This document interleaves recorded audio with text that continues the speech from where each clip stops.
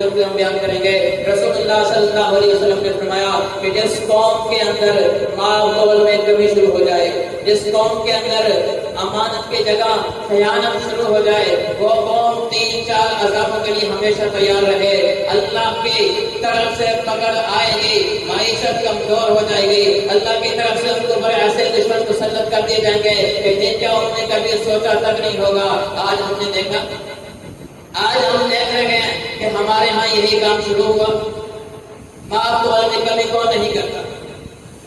ہمارے دکاندار، ہم نے ایک بات یہاں پر اور بھی یاد رکھے، ہم نے صرف مال تول کی کمی کا معنی یہ سمجھا کہ جو سودا ترازو میں تولا جاتا ہے وہی بس مال تول کی کمی ہے۔ ویل للمطففین، ہلاک ہو گئے مال تول میں کمی کرنے والے۔